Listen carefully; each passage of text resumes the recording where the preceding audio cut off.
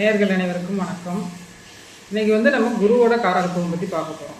குரு அப்படின்னா ஒரு சுபகிரகம் அப்படின்னு அர்த்தம். இப்போ அடுத்த மாதம் ஜூன் 2ஆம் தேதி குரு பயிற்சி ஆக போது எல்லாருமே எதிர்பார்த்துட்டு இருக்கோம். குரு பயிற்சியில் எனக்கு நல்லது நடக்குமா, உனக்கு நல்லது நடக்குமா, எந்த ராசிக்கு நல்லது நடக்கும் அப்படின்னு நம்ம பார்த்துட்டு இருக்கோம். ஏன்னா அந்த அளவுக்கு எதிர்பார்ப்புக்குரிய ஒரு நல்லதை செய்யக்கூடிய கிரகம் அப்படிங்கிறது குரு. குரு என்னெல்லாம் கொடுக்கும் அப்படின்னா, குரு உயிர்காரகத்துவத்தில் குழந்தையை கொடுக்கறது. ஒருத்தருக்கு குழந்தை இருக்குதா இல்லையா அப்படின்னு தீர்மானிக்கிறது குரு. அடுத்ததாக ஆசிரியர்கள் அப்படிங்கிறவங்க குருவோட காரகத்துவம். அதாவது அவங்களுக்கு 2 10ஆம் இடங்களில் குரு தொடர்பு கொள்கிறப்ப அவங்க ஆசிரியர்களாக இருப்பாங்க. பேங்க் ஊழியர்கள், கேஷியர்லேருந்து மேனேஜர் வரைக்கும் எல்லாரும், அங்கே இருக்கிற ஸ்டாஃபு எல்லாருக்குமே அந்த குரு நல்ல இடத்துல இருக்கணும். குறிப்பாக 2 10ஆம் இடங்களோட அது தொடர்பு கொண்டிருக்கணும். அப்போ அவங்க பேங்க்கில் வேலை பார்ப்பாங்க. அடுத்ததாக கோயில், கருவூலம், நீதிபதிகள், 2 தரப்பையும் விசாரித்து நீதி சொல்கிறவங்க அத்தனை பேருக்கும் குருவோட காரகத்துவம் இருக்குது அப்படின்னு சொல்லுவாங்க. இதில் கிராமப்புறங்களில் பஞ்சாயத்துதாரர்கள் அப்படின்னு சொல்லுவாங்கல்ல, அந்த பஞ்சாயத்து, அதாவது 2 பக்கமும் நியாயத்தை கேட்டு சரியான நியாயத்தை சொல்கிறவங்க, அவங்க பஞ்சாயத்துதாரர்கள், அவங்களுக்கு அந்த குருவோட காரகத்துவம் அதிகமாக இருக்கும். ஆன்மீகவாதிகள், தர்ம சிந்தனை உள்ளவர்கள், தான தர்மங்கள் செய்பவர்கள், அடுத்தவங்களுக்கு அறிவை புகட்டுவவங்க,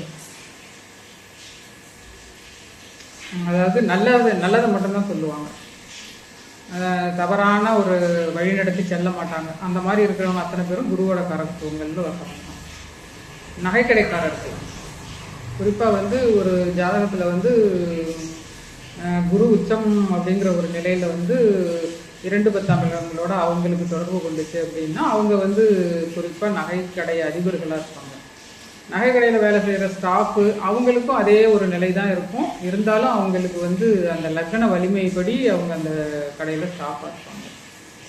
தங்கத்துக்கு பெயர் போன்றது குரு. இந்த குருவுக்கு என்ன மெட்டல் அப்படின்னு கேட்டிங்கன்னா, என்ன ரத்தினம் அப்படின்னு கேட்டிங்கன்னா, குருவுக்கு தங்கத்தை தான் சொல்கிறாங்க. அதுக்கு அடுத்து தான் புஷ்பராகம். உலகத்திலே எது பெருசாக இருக்குதோ அதெல்லாம் குருவுக்கு சொல்லியிருக்காங்க. கோயில்களெல்லாம் குருவோட காரகமாக சொல்லியிருக்காங்க.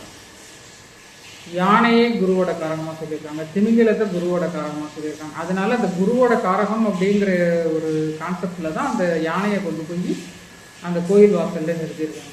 அடுத்ததாக வாழை மரங்கள், இதெல்லாம் குருவோட காரகம் அப்படின்னு சொல்லப்படுது. மஞ்சள் நிறம் குருவோட காரகம் அப்படின்னு சொல்லப்படுது. அடுத்ததாக கொண்டைக்கடலை அப்படிங்கிற அந்த தானியம் குருவோட காரகமாக சொல்லப்படுது. குரு கொழுப்பு பதார்த்தங்கள், வெண்ணெய், நெய் போன்ற கொழுப்பு பதார்த்தங்களுக்கு குருவோட காரகம் நிறைந்தது அப்படின்னு சொல்லப்படுது. மனித உடலில் வயிறு, கல்லீரல் போன்ற பகுதிகளை அந்த குரு தான் குறிக்கிறாரு. ஒருத்தருக்கு குரு கெட்டு போயிடுச்சு அப்படின்னா அந்த கொழுப்பு சம்பந்தமான நோய்கள் வரும். ஒருத்தருக்கு குரு நல்லா இருக்கு அப்படின்னா ஒரு குழந்தைய கொடுக்கும். கெட்டு போயிடுச்சுன்னா குழந்தைய இல்லாமல் பண்ணிடும். சில இடங்கள்ல 6-7 குழந்தைங்க கூட பெற்றுட்டு ரொம்ப அவஸ்தைப்படுவாங்க. அந்த மாதிரி நிலைக்கும் அந்த குரு தான் காரணம். தங்கம், சில இடங்கள்ல தங்கத்துக்கு நகைக்கடை அதிபராக இருப்பார். சில இடங்கள்ல வட்டி கடைகள் முதலாளியாக இருப்பாங்க. பேங்க்கு மேனேஜராக இருப்பாங்க. சில இடங்களில் அந்த தங்கத்தை அடகு வைக்கிற அடகு கடைக்காரருக்கும் குரு தான் காரணம். சில இடங்களில் குரு என்ன கொடுப்பாருன்னா அதிக அளவில் தங்கத்தை கொடுப்பாரு. சில இடங்களில் அவ்வளவு தங்கம் இருந்தும் அதை அனுபவிக்க முடியாமல் வட்டி கடையில் போய் அந்த தங்கம் உட்காந்துருக்க மாதிரி ஒரு சூழ்நிலை இருக்கும். அப்போ நான் அவங்களுக்கு குரு கெட்டு போயிடுச்சு அப்படின்னு அர்த்தம். அதே போல் தான் குழந்தையும், சில இடங்களில் குழந்தை நல்ல குழந்தைய கிடைக்கும். சில இடங்களில் அதாவது ரொம்ப மோசமான குழந்தைகளையும் பெற்று வச்சுருப்பாங்க. தாய் தந்தையருக்கு தொல்லை கொடுக்குற மாதிரியான குழந்தைகள், அதுக்கும் குரு தான் காரணம். அடுத்ததாக வயிறு சம்பந்தமான, கொழுப்பு சம்பந்தமான நோய்களுக்கு குரு தான் காரணம். சிலர் ஜாதகத்தில் குரு அப்படிங்கிறது ராசியோட லக்னத்தோட தொடர்பு கொண்டிருக்கும். அப்போ அவங்களுக்கு சகல வசதியும் பெற்றவர்களாக இருப்பாங்க. அந்த தசையில் எல்லா கிரகங்களையும் ஆக்குபை பண்ணியிருக்கும் அந்த குரு அப்படிங்கிறது. எல்லா கிரகங்களோடும் தொடர்பு கொண்டிருக்கும். அப்போ அந்தந்த கிரக தசை வர்றப்ப அவங்க ஒரு நல்ல செல்வ செழிப்போட வாழ்வாங்க. உதாரணமாக லக்னத்தோட ராசியோட தொடர்புள்ள குரு இருந்ததுனாலே அவங்க வந்து பூர்வீக சொத்தெல்லாம் வச்சு அனுபவிச்சுட்டு இருப்பாங்க. தாய் தந்தையர்கள் மூலம் சொத்து வரும்.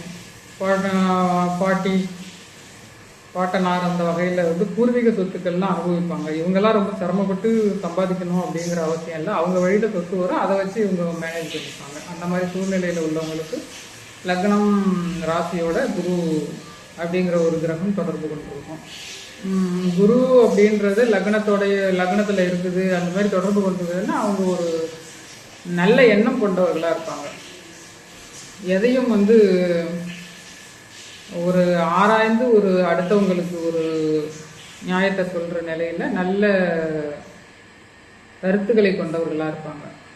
பணம் அப்படிங்கிறதுக்கு குரு தான் காரணம். அதாவது லட்சங்களில் புழங்கிட்டு வர்றாங்க, லட்சங்களில் பணம் சம்பாதிச்சுட்டு இருக்காங்க அப்படின்னா அதுக்கு சுக்கிரன் காரணம். கோடிகளில் பணம் புரண்டுட்டு இருக்கு ஒருத்தருக்கு அப்படின்னா அதுக்கு குரு தான் காரணம். பெரும் பணத்தை தரக்கூடியவர் குரு. குரு வந்து கேது அப்படிங்கிற ஒரு கிரகத்தோட சேர்ந்து கேலயோகம் அப்படிங்கிற ஒரு நிலையில் என்னன்னா பெரும் பணம் கொடுப்பார், பெரும் நகைகளை கொடுப்பார், ஆடம்பர வசதியான வாழ்க்கையை கொடுப்பாரு. அடுத்ததாக வந்து பெரும் பணத்தை கொடுப்பாரு, சொத்து சுகங்களை அதிகமாக கொடுப்பாரு. பணம், நகை, ஆன்மீக சிந்தனை, பக்தி, கோயில், யானை, இந்த மாதிரி நல்ல காரகத்துவங்கள்லாம் எங்கெங்க இருக்குதோ அது அத்தனைக்கும் குரு மட்டுமே காரணம்னு சொல்லி இந்த நிகழ்ச்சியிலிருந்து விடைபெறுகிறேன். நன்றி, வணக்கம்.